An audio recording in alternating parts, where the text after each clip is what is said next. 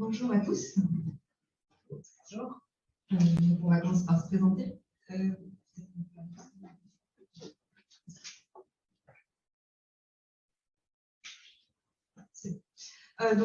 Émilie Ségara-Chavot, directrice des opérations adjointes au sein du Value Center Prévention de la division cyber de Soprasteria à Toulouse. Et je suis également Product Manager sur l'offre gestion de crise. Donc, que ce soit sur la partie anticipation, on va accompagner nos clients sur la préparation à une gestion de crise, comme nous proposait tout à l'heure Anthony et Arthur. Et puis, sur la partie aussi réponse à incident, où là, on va accompagner nos clients lorsqu'ils font face à une attaque cyber. Et donc, on va les aider à gérer à la fois la gouvernance et également les investigations et les réponses techniques à apporter. Et Ludovic Vanegro, donc manager GRC chez Sopra et Steria. Et je suis responsable du sujet de l'offre relative à l'assurance cyber. Bonjour, Gaëlle Baldeladam chez Odesk. Alors moi, je suis courtière en assurance, on avait entendu parler. Et le cabinet chez Odesk, c'est un cabinet de courtage qui est vraiment spécialisé à l'international et sur la protection des personnes physiques, personnes morales, et au cœur de l'activité cyber. Donc, pour introduire le propos de la cyberassurance, on va vous donner quelques chiffres. Entre 2020 et 2021, il y a eu une hausse des attaques dans le monde qui s'élève à peu près à 40%. Et donc, sur ces attaques-là, il y en a environ 1 sur 6 qui s'avère être un ransomware. Et sur 58% de ces cas, il y a un paiement de rançon qui est réalisé.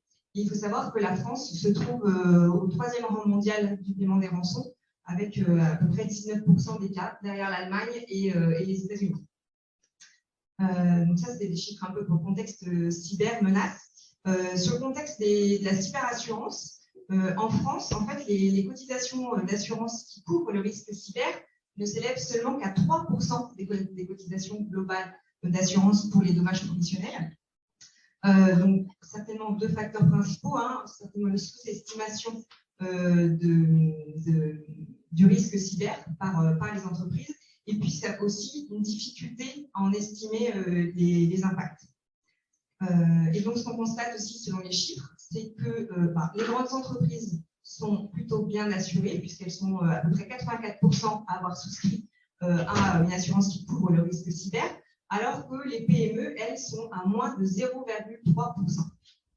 Et donc, au regard des règles que nous ont montré nos collègues juste avant, il s'avère que ceux qui ont souscrit à une assurance s'en sortent relativement mieux, puisqu'elles couvrent quand même pas mal de frais, et qu'aujourd'hui, l'assurance cyber se trouve être quand même un véritable levier pour la résilience cyber. Et donc, l'une des premières questions, c'est qu'est-ce que couvre et qu'est-ce que va couvrir une assurance management? Je passe la main à Gaëlle. Alors, je change de côté parce que sinon les personnes en virtuel ne nous voient pas. Alors, la question de l'assurance cyber, elle est vraiment au cœur de l'actualité. Vous en avez certainement entendu parler. Il y a eu une question tout à l'heure qui a été posée au général sur le paiement des rançons. Ça draine beaucoup d'interrogations, et pour autant, sur l'assurance cyber, ce n'est pas le cœur de l'assurance cyber. L'assurance cyber, ça reste une assurance, mais c'est une assurance qui est vraiment très particulière et très intéressante, qui repose sur 3 piliers. Premier pilier, ça va être tout ce qui est cartographie. On l'a vu au travers des interventions des précédents intervenants. Ce qui est important, c'est de comprendre quelle est votre activité, comment vous la protégez, comment agissent vos salariés, qu'est-ce qui est vraiment sensible dans votre activité, ce sur quoi les pirates vont pouvoir intervenir en premier et vont faire en sorte que votre activité s'arrête. Il est où le cœur de votre métier? Donc ça, c'est le premier point sur l'assurance cyber, le premier pilier, c'est vraiment la connaissance du risque qui va vous permettre, à partir de la cartographie, de comprendre ce qui est vraiment vital pour votre entreprise et ce que vous devez protéger. Donc, la prévention, la cartographie des risques. Le deuxième pilier, on aura l'occasion d'y revenir, c'est la crise. Quand l'attaque arrive, comme vous l'avez vu tout à l'heure au travers des précédents exemples, qu'est-ce qui se passe? Comment on intervient? Qu'est-ce qu'on protège? Et puis, le troisième pilier de l'assurance, on reste dans l'assurance, c'est effectivement la prise en charge des coûts. Alors, on parle beaucoup de la rançon. La rançon, c'est un aspect de prise en charge des coûts. Mais il y a tout le reste qui va pouvoir être pris en charge. On a évoqué la communication. On peut évoquer tous les aspects juridiques qui sont fondamentaux, avec le RGPD, la compromission des données, le fait qu'il y ait des données de vos clients ou de vos fournisseurs qui se retrouvent dans la nature, comment on les protège. Tous ces frais-là qui vont pouvoir être pris en charge au titre de l'assurance. Alors peut-être si j'anticipe un petit peu, mais ce qui est important, en fait, en fonction de vos activités, de vos besoins, c'est de bien calibrer le type d'assurance dont vous avez besoin. À l'heure actuelle, en fait, sur le marché de l'assurance, il existe quand même une grande variété de propositions. Vous avez des assureurs qui prennent en charge le paiement de la rançon, d'autres qui ne le prennent pas en charge. En général, on va retrouver des assureurs anglo-saxons qui vont prendre en charge le paiement des rançons. Et puis des assureurs comme AXA, par exemple, ou Generali, qui eux ont choisi de ne pas prendre en charge le paiement de la rançon, partant du principe que le cœur, c'était vraiment la prévention et la gestion de la crise pour après, au travers des bonnes pratiques, mettre en place des procédures qui vont permettre d'éviter qu'il y ait des cyberattaques qui se reproduisent. Et en fait, le projet de loi sur la Direction générale du Trésor, par exemple, qui a été mis en avant début septembre, il a pour objet de clarifier ça, comme le disait le général tout à l'heure. C'est pas de dire maintenant on autorise, c'est de dire on clarifie les choses, puisque jusqu'à présent on était quand même dans un flou juridique au niveau de ces contrats-là, avec des assureurs qui prenaient en charge, d'autres qui ne prenaient pas. Et finalement, les chefs d'entreprise étaient un peu perdus et ne savaient pas trop, au vu de tout ce qui existait sur le marché, ce qu'il était possible de faire ou pas, si c'était dans la légalité ou pas. Et c'était ça un des principaux freins, en fait, à la non-souscription ou à la faible souscription des assurances cyber, c'est la difficulté de comprendre, en fait. Finalement, c'est quoi une assurance cyber? À quoi, moi, concrètement, ça va me servir? Voilà. Et finalement, ce projet de loi, sa principale qualité, ça va être de clarifier les choses au niveau strictement juridique et de dire c'est possible. C'est pas parce que c'est possible qu'il faut le faire, mais on l'a vu tout à l'heure, ça fait partie des possibilités qui peuvent être prises en compte. Et après, en fonction de votre activité, de votre cœur de métier, évidemment, hein, si vous avez un site en ligne, ce n'est pas la même chose que si vous êtes uniquement une activité de conseil, par exemple. Eh bien, à ce moment-là, ça va être de graduer, en fait, quels sont vos besoins pour pouvoir souscrire, après, l'assurance la plus adaptée. Puisque vous voyez dans les indicateurs là qu'on vous a mis, il faut aussi être conscient de quel est l'impact réel d'une attaque cyber. Ça va être effectivement la perte de chiffre d'affaires, la perturbation de vos productions, l'impact en termes d'image, l'impact réputationnel, pas le même en fonction du fait si vous avez une activité plus confidentielle ou une activité plus exposée. Si on pense aux dernières attaques, par exemple, comme une banque en ligne Revolut, c'est une attaque qui a eu lieu tout début septembre, il est certain qu'en termes d'image, il y a une vraie problématique par rapport à ça. Alors que si vous êtes une activité de conseil plus confidentielle, moins connue du grand public, l'enjeu réputationnel, il n'est pas tout à fait le même. Voilà. Donc vous voyez, finalement, l'assurance cyber, on a vu au travers des exemples qu'il y avait un vrai intérêt financier, mais au-delà de l'intérêt financier, il y a aussi un intérêt très concret, puisque ça va vous permettre d'avoir à vos côtés des professionnels qui vont vous permettre de savoir bien réagir au moment où la crise ou l'attaque cyber arrive. Voilà.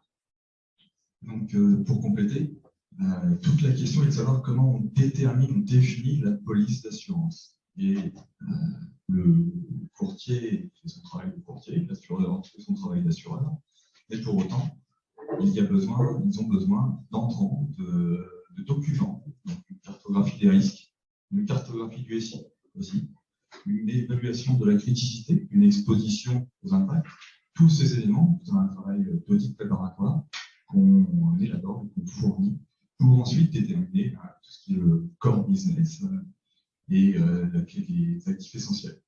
Ça couvre aussi, du fait des contrats, toutes les interconnexions, les liens qu'il y a avec les partenaires prestataires.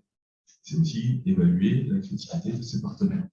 Et là, on rentre encore sur l'évaluation, l'appréciation de l'écosystème du SI de l'entreprise, qui n'est pas simplement l'écosystème des collaborateurs, des PC, du data center, ou encore de l'écosystème qui peut être étendu jusqu'au domicile de chacun, mais ça inclut aussi tous les partenaires de l'entreprise, que ce soit les entreprises de commande, etc. Donc comment, une fois qu'on a un contrat, comment on fait pour le transcrire en processus opérationnel?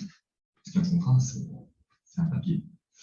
Il y a des termes juridiques dedans, et c'est généralement réalisé par le service juridique qui ne parle pas vraiment le langage de la DSI. Et la DSI ne parle pas le langage juridique, forcément. C'est pas inné. Donc, toute la logique, c'est de déterminer, une fois qu'on a appréhendé, apprécié l'environnement de l'entreprise, comment on le transcrit en processus, on délimite le périmètre qui sera couvert par le contrat et on le décline en processus opérationnel. Et vous avez dans votre contrat différents dispositifs. Je laisse peut-être faire une petite liste des dispositifs d'assistance qu'il peut y avoir. Oui, effectivement, je n'ai pas mentionné tout à l'heure, mais il y a un volet important qui est le volet questionnaire pour la mise en place d'un contrat d'assurance. J'évoquais le fait qu'il faut bien connaître son activité, etc. En fonction des assureurs et en fonction de leur spécificité par rapport aux activités, vous pouvez avoir des questionnaires plus ou moins importants et plus ou moins précis. C'est à partir de ces questionnaires qu'on va pouvoir comprendre un petit peu quel est le degré de sécurité qu'il y a dans l'entreprise, la politique de changement de mot de passe, la politique de cryptage des données, est-ce que vous faites appel à un prestataire externe, etc. Et à partir de ça, on va définir les polices d'assurance dont vous avez besoin. Dans ces polices d'assurance, effectivement, il y a toujours donc nos 3 piliers, la prévention, l'intervention en période de crise et puis le paiement. Mais vous avez aussi un certain nombre d'options qui vont pouvoir être mises en place. Si on pense, par exemple, à la fraude au président, les fraudes téléphoniques, choses comme ça, souvent, ça va être des options supplémentaires qui vont pouvoir être mises en place dans les contrats. Mais effectivement, comme le dit Ludovic, une fois que le contrat est en place, dans la pratique, très concrètement, qui va savoir qui contacter? Voilà, tout simplement. Qui va connaître quel numéro appeler en cas d'urgence? Le numéro, il faut qu'il soit facilement accessible et qu'il y ait peu de personnes qui soient au courant, mais les bonnes personnes qui soient au courant. Donc ça, c'est très important. Et l'idée, c'est de pouvoir dire, voilà, il y a un souci, il faut qu'on puisse tout de suite avoir le bon réflexe, savoir quelle est la bonne personne à contacter. Et en général, sur tous les contrats d'assurance cyber, vous avez à côté de l'assureur, qui va être le payeur en fait, vous avez des professionnels dont le métier, c'est le cyber et l'IT, que vous allez pouvoir contacter. Alors avec si on caricature, 2 possibilités différentes. Vous avez sur certains contrats d'assurance le prestataire dédié, donc une société spécialisée qui a un accord avec un assureur et qui va systématiquement être contacté. Et vous avez également la possibilité, selon certains assureurs, de faire appel à des prestataires qui sont soit recommandés, soit connus de l'assureur. Et ça, c'est important parce qu'en fonction de la typologie de l'entreprise, si c'est une très grosse entreprise, par exemple, une société du CAC 40, n'a pas forcément intérêt, ou en tout cas, c'est peut-être pas forcément son souhait, que de faire appel au prestataire de l'assureur. On peut préférer faire appel à un prestataire qu'elle connaît bien, qui connaît bien son système informatique, qui maîtrise intégralement et qui, lui, va pouvoir être contacté. En fait, ce qu'il faut voir, c'est qu'il y a toujours un temps, on l'a évoqué tout à l'heure, qui est distinct. Il y a le temps du contrat, de la mise en place, des discussions, etc. Mais la crise ou l'incident cyber peut-être qu'il va intervenir plusieurs mois après ou un an après. Il faut simplement qu'on se soit bien assuré que la façon dont on va pouvoir gérer cette crise et le professionnel qui va gérer la crise, on est toujours bien en contact avec lui et qu'on va avoir tout de suite le bon réflexe de contacter cette personne, d'appeler ce numéro au bon moment. Donc c'est ça en fait, transcrire en processus. Donc il y a le processus de déclenchement, de Gaël, et il y a le processus d'assistance. C'est-à-dire que, comme dit Gaël, il y a des services qui vont venir, qui peuvent épauler l'entreprise, et qui vont solliciter des acteurs au sein de l'entreprise. Il y a la DSI, le RSSI, et c'est-à-dire que dans le cadre d'une gestion de crise, il faut qu'il y ait des moyens matériels, qu'il faut qu'il y ait un cadre, un environnement dans lequel on peut intervenir. Et donc c'est cette partie-là qu'on prépare afin que le jour J, le jour de la catastrophe, on puisse réagir rapidement, sans perdre de temps. On arrive, on met en œuvre toutes les mesures de cloisonnement, de forensique, qui vont bien pour gérer la crise au mieux.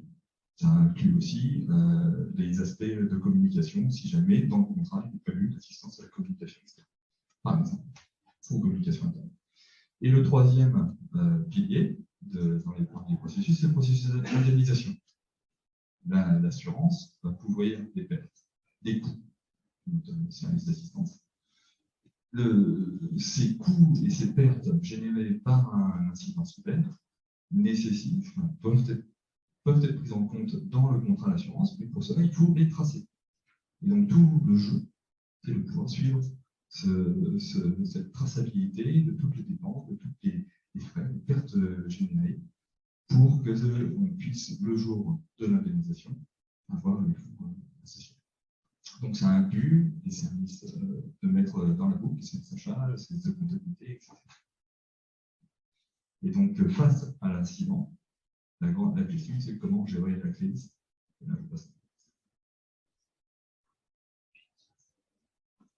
Et donc voilà, malheureusement, le jour où vous êtes victime d'une cyberattaque, il faut donc avoir anticipé les contacts au niveau auprès de l'assurance et auprès de votre gouvernance de crise pour pouvoir faire appel le plus rapidement possible et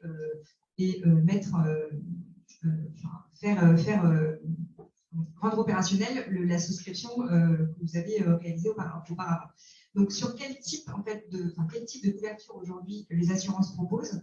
Donc, elles peuvent vous rembourser les frais de gestion de crise, par exemple. Si vous n'avez pas anticipé la gouvernance de crise et l'organisation, ils peuvent vous mettre à disposition, comme l'a dit Gaël, donc des experts qui seront là pour vous accompagner sur la gouvernance de crise. Comment on va organiser cette gestion de crise et sur la durée, puisqu'une crise dure rarement quelques jours, mais plutôt plusieurs semaines, voire plusieurs mois.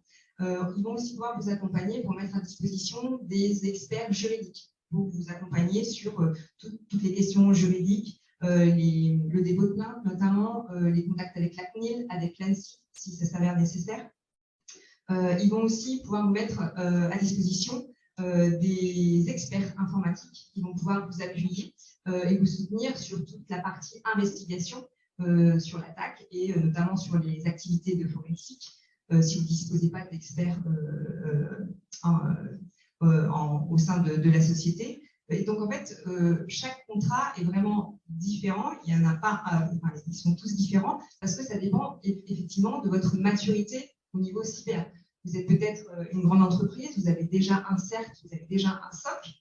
Donc, à ce moment-là, vous aurez peut-être moins besoin d'experts techniques, mais peut-être que, par exemple, vous n'avez pas, vous préférez privilégier justement, pourquoi pas, le remboursement de la rançon ou encore couvrir tout ce qui est perte d'exploitation.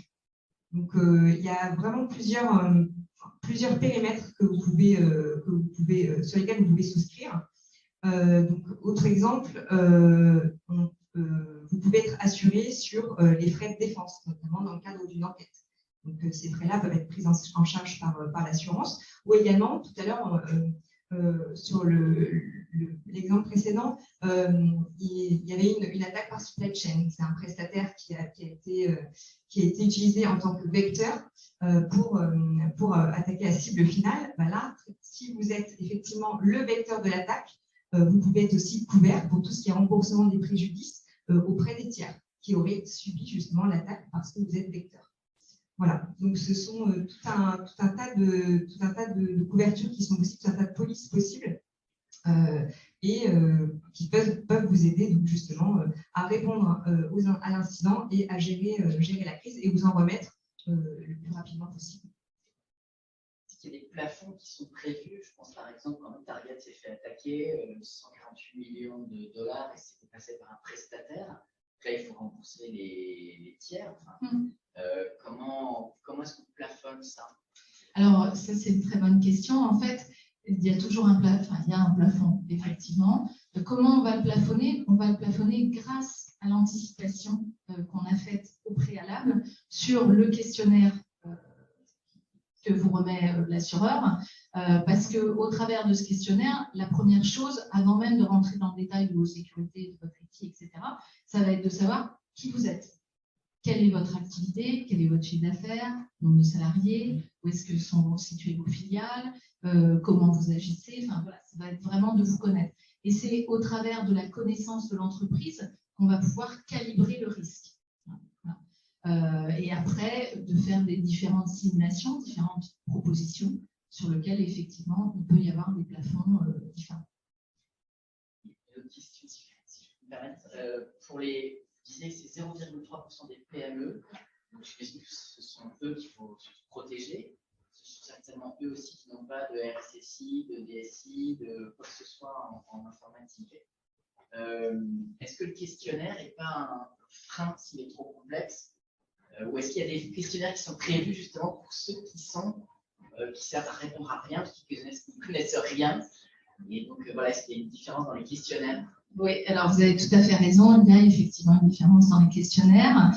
Il y a une approche aussi des risques qui est différente en fonction des assureurs. Vous avez par exemple maintenant ce qu'on appelle les néo-assureurs, les assureurs vraiment full digitaux, dont eux, leur cible, ce sont les petites et moyennes entreprises et qui ont fait en sorte justement qu'il n'y ait pas de questionnaire, très peu de questionnaires, avec des critères d'éligibilité en ligne, avec 3 questions. Ils lancent un scan et vous savez au bout de 24 heures si vous êtes éligible à l'assurance. Ça convient tout à fait à des petites structures.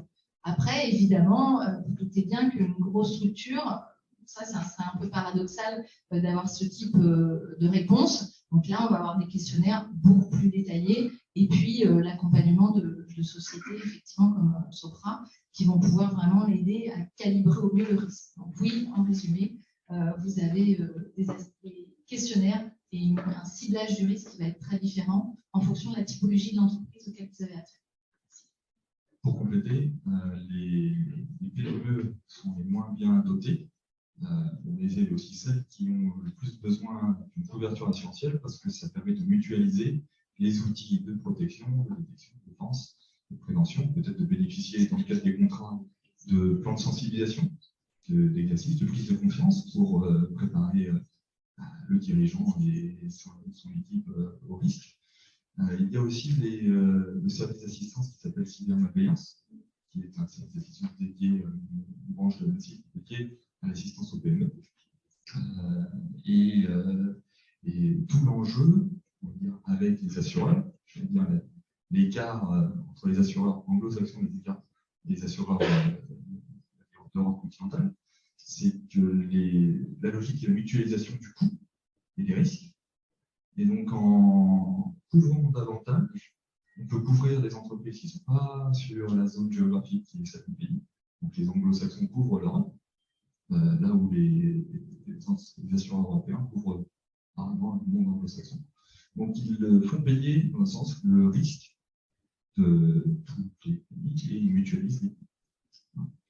Et également, l'enjeu, en fait, c'est d'obtenir de la donnée, comme l'évoquait le général tout à l'heure, la contrepartie du paiement de la rançon. Ce qui est intéressant, c'est d'avoir un dépôt de plainte, parce que le dépôt de plainte, en fait, est la connaissance du nombre d'incidents qui se sont produits et auxquels ont eu à faire face les entreprises. Ça va permettre de plus en plus d'être fin dans l'approche et du coup de proposer des solutions de plus en plus adaptées. C'est là la contrepartie, en fait. Oui, je rembourse la rançon, mais en contrepartie, je dépose plainte. Et il y a cette plateforme en fait, qui va être mise en place et qui va recenser.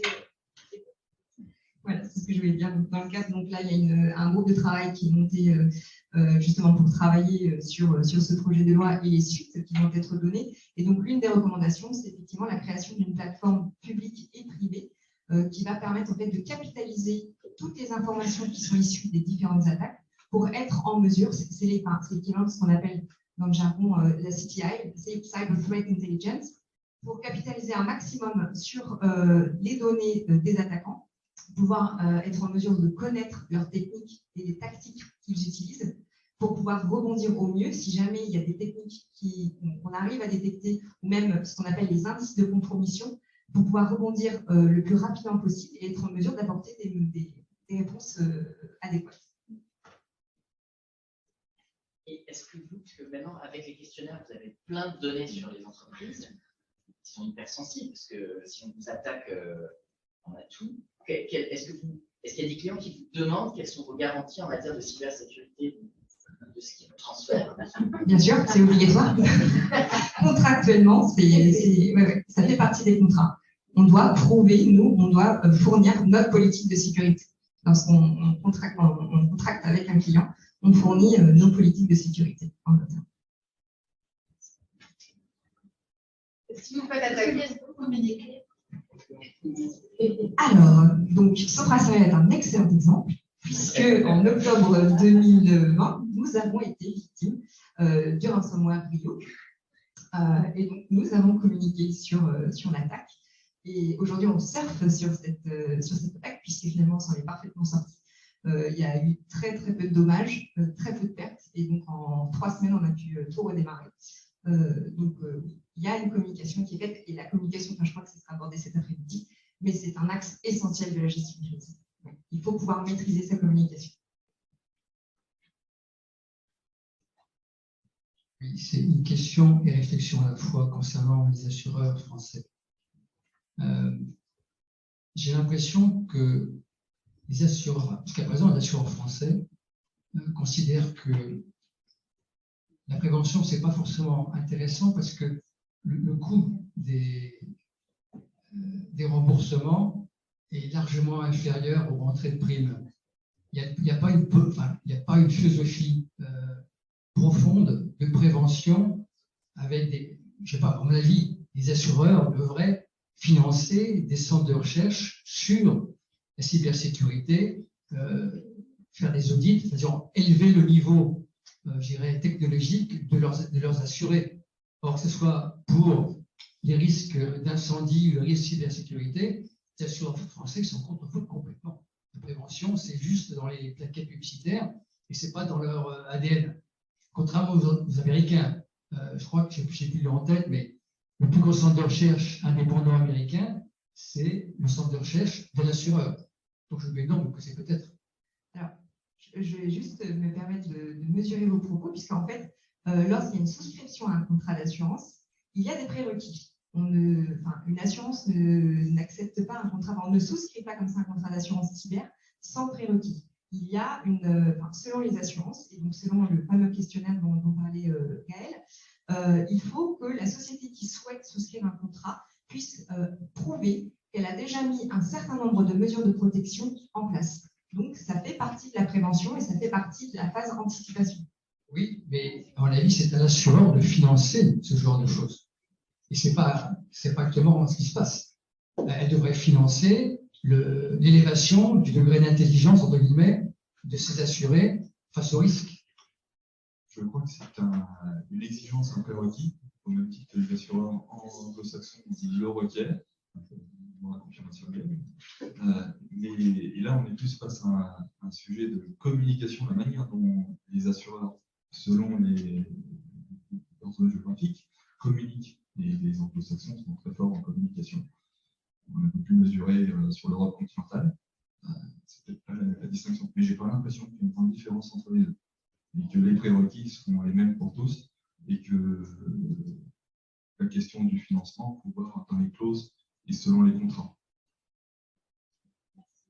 Alors, ce qu'il faut voir aussi, c'est que le marché de l'assurance cyber en France, c'est un marché jeune, c'est un marché récent. et que les assureurs français sont venus bien après les Américains. Donc, il y a quand même un temps, enfin les anglo-saxons, il y a un temps de décalage. Néanmoins, il y a dans l'approche de l'assurance cyber, comme dans l'approche de l'assurance de personnes risques spéciaux, qui n'a plus en dessous, parce que c'est des contrats qui sont un peu miroirs, une prise en compte certaine de tout l'aspect préventif. Alors, c'est peut-être plus jeune et ça donne moins cette impression-là, mais c'est certain, c'est un contrat d'assurance qui ne fonctionne pas tout à fait comme un contrat d'assurance classique, et le volet préventif est très important. Et il est d'autant plus que quand bien même les assureurs n'aient pas eu cette idée au départ, ils se rendent bien compte avec la pratique et avec la remontée des incidents, le recollement des informations, etc., que plus ils vont être en prévention et en action, moins ils vont avoir d'incidents et plus ça va être bénéfique à terme. De manière très pragmatique, l'intérêt de l'assureur, c'est de faire en sorte que le contrat soit mis en jeu, mais pas trop. Voilà. Donc, plus il va être en prévention, en traitement, en pédagogie, en retour d'expérience, amélioration des systèmes, plus la police elle va être solide et plus c'est son intérêt. Et quand j'évoquais tout à l'heure les nouveaux acteurs du marché de l'assurance, ils sont vraiment sur ce volet-là. Et l'idée, c'est vraiment de dire on met en avant la prévention et l'action, voire même on est en capacité d'avoir une cellule dédiée qui va auditer votre système et qui va vous, périodiquement, par exemple tous les 6 mois, et qui va vous dire bah, là, vous avez un point de faille et ça serait bien de l'améliorer. Oui.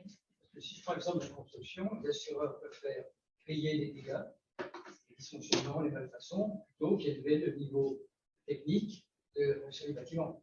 Oui. Et c'est pas. Bon, c'est un exemple. Oui, c'est un exemple et vous avez raison et je vous rejoins. Mais là, vous êtes dans le secteur du bâtiment, etc., vraiment sur des contrats d'assurance très classiques. Alors que vraiment, les contrats d'assurance cyber qui ont ces 3 piliers, prévention, cartographie, intervention, gestion de crise et paiement, sont des contrats qui sont un petit peu particuliers et qui sont assez différents. L'aspect préventif, à mon sens, il ne va faire que augmenter. Oui, si je peux juste ajouter quelque chose, parce que vous avez parlé du fait qu'il y a peut-être les industriels devraient financer des centres de recherche. Il se trouve que Sopras derrière finance une chaire à laquelle j'appartiens en tant que chercheur, qui est la chaire cyber de l'Institut des hautes études de défense nationale, et il nous finance avec Total Energy, le commissariat à l'énergie atomique, Naval Group, EDF et d'autres encore, justement pour continuer de faire des recherches sur ce qui serait adapté, notamment en matière d'assurance, de droit, etc. Cher pour eux, c'est quoi? C'est 50 000 euros par an. 50 000 euros d'entrée, oui, vous commencez à avoir 10 partenaires. C'est plus par rapport aux enjeux. Ça devrait être des montants de centaines de millions d'euros. Ouais, si on regarde la somme des contrats, les chiffres d'affaires, ça, on va cumuler la profession. C'est pas, pour eux, c'est que dalle, c'est ça pour voir. Mais ça existe. Et après, c'est un pourcentage, c'est juste pour la com, ça pour dire qu'on fait quelque chose. C'est ça le sujet. Les montants sur les. Bon. Je pose une question qui a été posée en ligne et je vous donne la parole, monsieur. Avec le développement exponentiel du télétravail, les cyberassureurs prennent-ils en compte les dommages infligés au SI interne au domicile, donc c'est entre guillemets SI interne au domicile. Ce cas a été évoqué juste avant lors de l'intervention de monsieur Borras. Alors effectivement, là on est dans l'analyse de risque. Donc au niveau de l'analyse du risque, de la façon dont l'entreprise travaille, gère ses salariés en mobilité, eh bien, plus vous aurez de personnes en mobilité, en télétravail, à ce moment-là, on va rentrer dans le détail des protections qui sont mises en place, bien sûr, avec du matériel d'entreprise dédié. Et c'est à partir de là qu'effectivement, le contrat le plus adapté va être mis en place. On ne mettra pas en place le même contrat sur une entreprise où la majorité de ces gens sont en présentiel et sur d'autres en distanciel. Donc oui, c'est un risque qui est pris en compte. Hirolf Kinkelin, Jean-Cal Technologies. Alors, vous avez évoqué tout à l'heure un peu un grand écart entre les assureurs que je vais appeler traditionnels, c'est pas péjoratif, qui partent de grands questionnaires très exhaustifs et apparemment chacun un peu le sien. Et puis l'onboarding ultra light de Story.io, des gens comme ça qui qui donc font 3 questions et un petit slide extérieur. Et ça va pas mal d'écrémer le marché, ce qui m'intéresse un peu. Et donc, est-ce qu'il n'y a pas un moyen terme, ou est-ce que vous pensez dans un questionnaire standardisé entre assureurs, est-ce que c'est quelque chose sur lesquels les assureurs travaillent déjà, pour déjà clarifier un peu le marché, simplifier, de dire, si je fais un questionnaire, je ne fais pas 50, on compare à mes offres, et même pour vous, courtier, l'homogénéité entre les différentes offres serait sans doute intéressante pour développer le marché, justement. Alors, à ma connaissance, il faut dire qu'effectivement, il y a des questionnaires qui sont différents. On retrouve quand même une grosse structure de questionnaire qui est identique, la connaissance de l'activité, les systèmes d'information, leur protection, et puis après, il y a toutes les parties optionnelles, les sites en ligne, etc. Peut-être au travers de la FFSA, il y aura un travail dessus. Après, la limite étant que ça dépend aussi de la politique de l'assureur vis-à-vis du marché qu'il veut attaquer.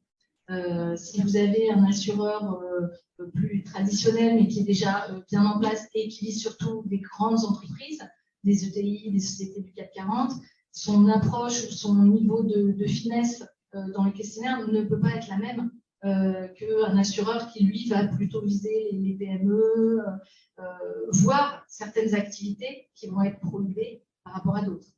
Vous voyez ? Pour compléter, il y a une démarche qui de plus en plus se démocratise, qui veut que pour toute PME, toute ETI, toute entreprise qui veut travailler en sous-traitance avec les acteurs bancaires, assurantiels ou autres acteurs clés, une logique de due diligence cyber qui veut qu'on passe au crible, un petit questionnaire de qualification. Pour compléter la question qui vient d'être posée, est-ce qu'on peut imaginer, à l'instar d'une norme ISO qui régit la qualité, une norme ISO qui permettrait d'être déclinée de la start-up à la multinationale, qui, en gros, figerait, pas dans le marbre, mais qui référencerait la cartographie des risques, les actions à mettre en place, les moyens techniques et humains, adaptés à chaque niveau d'entreprise, de façon à ce que l'assureur ait un socle minimum sur lequel il puisse commencer à bâtir.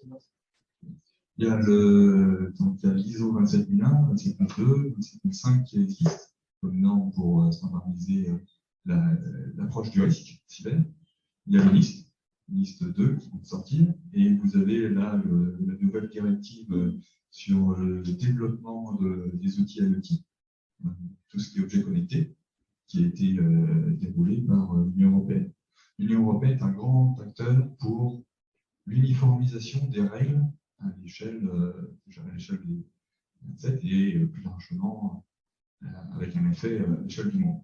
Que le RGPD a été copié de différentes manières. Il est parié que le reste des directives européennes soient copiées aussi par les différents services d'État voisins. Je propose de passer aux 2 dernières questions qui ont été posées sur Zoom. Donc la première, les cyberattaques augmentant fortement, la mutualisation des risques fait que les primes d'assurance sont parallèlement en forte augmentation. Qu'est-ce que vous en pensez?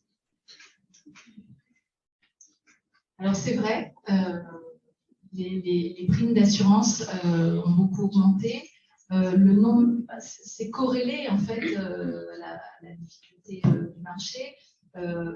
Moi, je pense que si on veut continuer à pouvoir assurer des entreprises, ce qui est important pour eux parce qu'il y a ce volet prévention, il faut justement continuer à faire œuvre de pédagogie et à inciter l'ensemble des acteurs et des entreprises à prendre conscience des risques. Un des intervenants indiquait tout à l'heure, les entreprises voient mal, en fait, ou pensent toujours, et c'est particulièrement pas pour les PME, que ça ne les concerne pas. Et en fait, je pense qu'avec l'aspect pédagogie, formation, faire prendre conscience que non, ce n'est pas que pour les autres, à ce moment-là, on arrivera à mieux cerner et surtout mitiguer, c'est pas très joli, mais voilà, faire en sorte qu'il y ait le moins de failles possible. C'est ça qui limitera les augmentations de prix. D'accord, merci. La dernière question, donc, Sur le sujet de CTI, chaque cyberassureur dispose-t-il de sa propre cellule où les échanges avec les organes nationaux, ANSSI notamment, sont-ils permanents? Ça, je ne saurais pas si chaque assureur dispose d'une cellule CTI, mais en tout cas, ils doivent en fait retransmettre les informations qu'ils auront obtenues via les investigations, enfin, via leurs experts, pour pouvoir justement être en mesure de capitaliser un maximum d'éléments pour pouvoir rebondir pour les prochaines fois. Donc aujourd'hui, je ne suis pas en mesure, peut-être tu le sais, Gaëlle. C'est indispensable. Hein, c'est indispensable d'être en permanence en lien, d'avoir ces échanges, et parce que c'est le seul moyen de faire progresser. Aussi, je l'évoquais tout à l'heure, c'est un marché jeune, ce marché de l'assurance, et pour que les dispositions évoluent, pour que les clauses évoluent, il faut avoir une très bonne connaissance technique des nouveautés, des innovations, des moyens de protection, et ça ne peut se faire que par un dialogue assez permanent entre l'ensemble des acteurs. Donc, c'est vrai que les assureurs capitalisent de plus en plus pour avoir aussi des experts qui vont pouvoir les aider à améliorer ces aspects-là. Du coup, juste pour compléter, donc les assureurs ne disposent peut-être pas de ces équipes en interne, mais travaillent avec des prestataires qui, eux, ont ces compétences-là. Donc, Sopra Steria en fait partie.